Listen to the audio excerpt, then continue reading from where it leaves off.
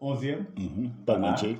Et avec Cédina, on quittait effectivement les Yvelines pour venir effectivement joindre cette animation. Donc, c'est vraiment, et également dans toute l'organisation et la structuration, on travaillait également avec Pape qui est là pour justement mettre en place un programme d'activité qui avait bien fonctionné.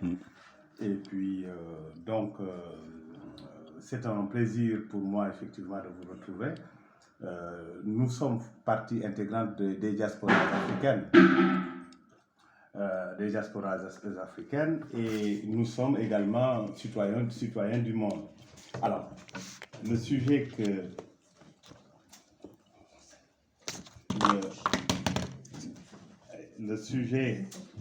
je...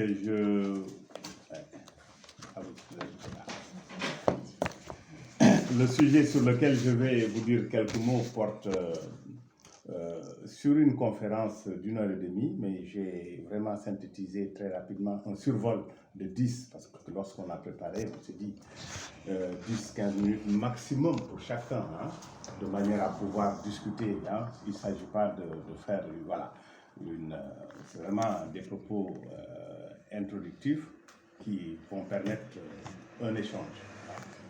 Et donc le sujet porte sur le rappel historique dans les rapports entre les pays du Nord, les pays génératrices de puissance industrielle et économique.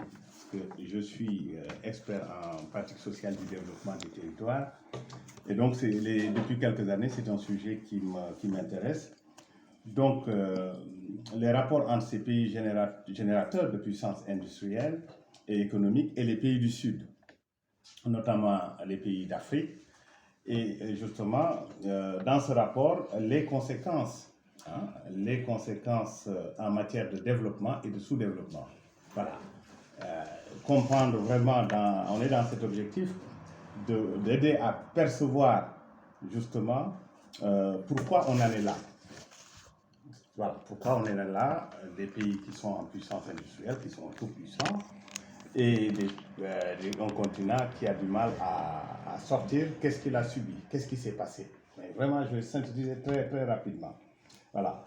Et donc mon œuvre, justement, c'est vraiment de la compréhension des processus initiaux du développement dans ces pays-là que l'on nomme, dans la région du monde que l'on nomme pays du Nord, les pays... la fraction du monde très industrialisée et économiquement riche. Par opposition à cette fraction du monde qui est économiquement pauvre, selon les lois du marché, il faut dire. Hein. Et le rappel justement de ce processus commun nous intéresse, nous Africains, ce processus commun d'évolution économique et sociale de ces deux régions du monde. Et mon objectif vraiment, c'est de créer un déclic d'un renouveau, d'une pensée africaine plurielle et dégagée de la continuité historique postcoloniale. Vraiment, je suis là-dessus, hein. C'est vraiment mon credo. Comment, voilà.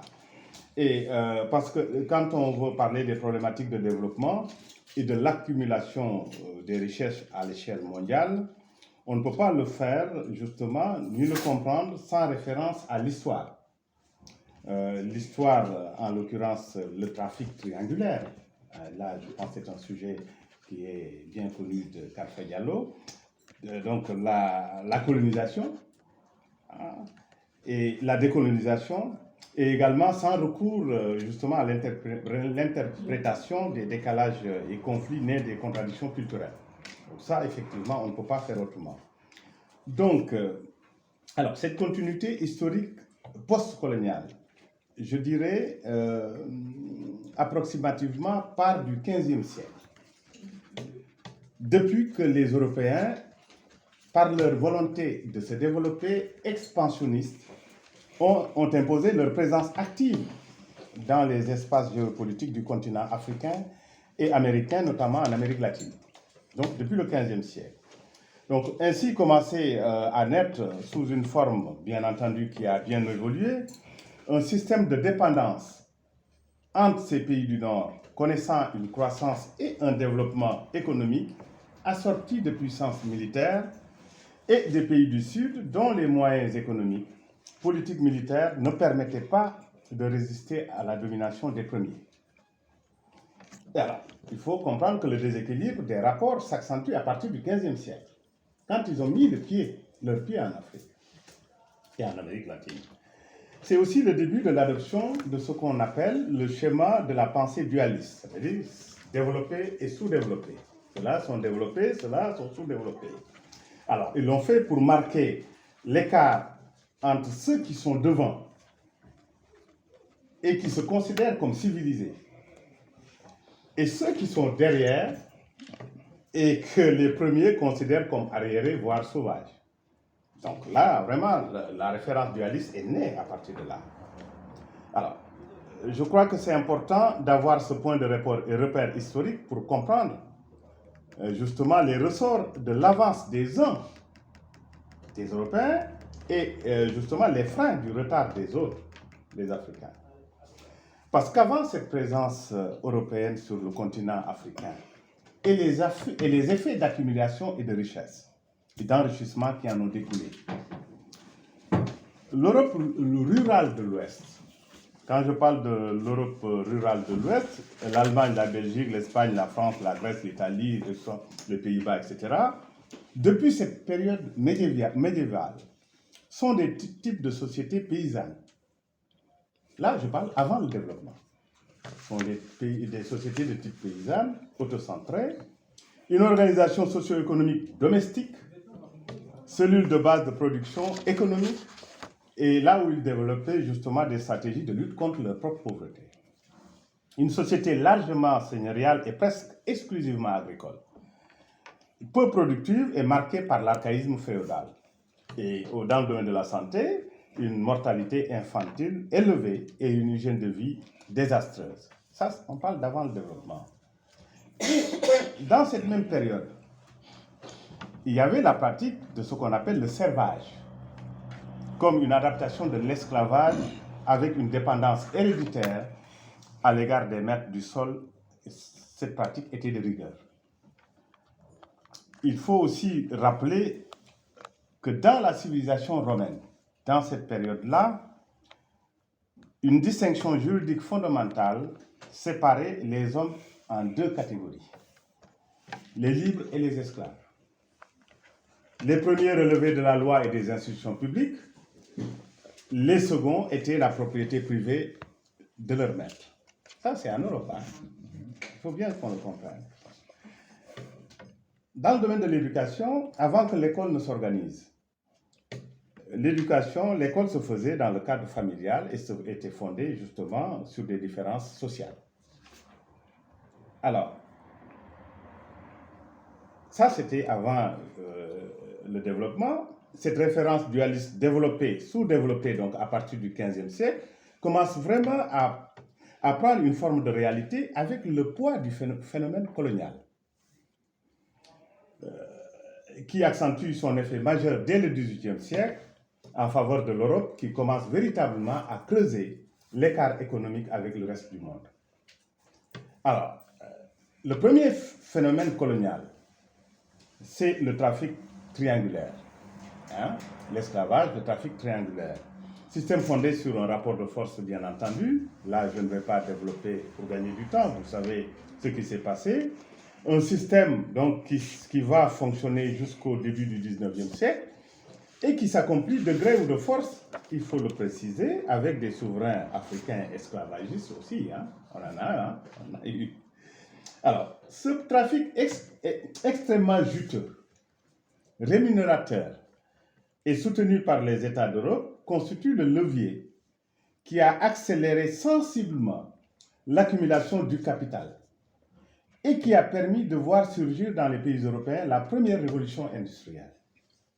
Finalement, c'est l'esclavage qui a nourri, qui a permis le capital, l'accumulation, pour faire déboucher la première révolution industrielle. Par la Grande-Bretagne vers 1780, puis la Belgique, la France, la Suisse au début du XIXe siècle. Ensuite, les pays de la deuxième vague, donc l'Allemagne, l'Autriche et les États-Unis, qui s'industrialisent à partir du milieu du XIXe siècle. le Japon à partir de 1868, puis la Russie à la fin du 19e siècle. Il faut avoir à l'esprit que ces révolutions industrielles ont permis la découverte des minerais, les innovations, l'exploitation des nouvelles sources d'énergie et ont marqué des tournants décisifs dans l'histoire des rapports dominants entre nations. Alors, c'est dans la période postérieure à la Seconde Guerre mondiale, donc après 1945 et jusqu'aux années 1950, que commence à se poser véritablement la problématique du sous-développement des pays du Sud. Et les contextes successifs installent ce qu'on appelle aujourd'hui le marché du développement, qui commence véritablement avec les indépendances des années 60. Et dans un contexte où les principales puissances économiques, dont j'ai cité tout à l'heure, industrialisées, apparaissent plus préoccupées de maintenir leur contrôle politique et économique sur des régions du monde fragiles que d'en assurer ou d'en accompagner le développement. Et il y a eu la question à ce moment-là aussi de la démocratisation et de la participation populaire au développement. Et dans un contexte où les États post-coloniaux, ceux qui ont accédé à l'indépendance un peu partout, parfois contrairement à l'idée générale, parce qu'on peut porter un héros, les pères de l'indépendance, mais il faut savoir, quand on fouille un peu, les États post-coloniaux indépendants et leurs élites qui en sont issus, dont nos différents premiers chefs d'État, n'ont fait que poursuivre la logique pour la plupart. Certains ont essayé de modifier, mais ils n'ont pas réussi. Mais pour la plupart, ont essayé de poursuivre justement la logique du projet colonial de développement, à savoir cette continuité historique de ce qu'on a appelé, ce qu'ils avaient appelé quand ils étaient en colonisation, la mise en valeur coloniale.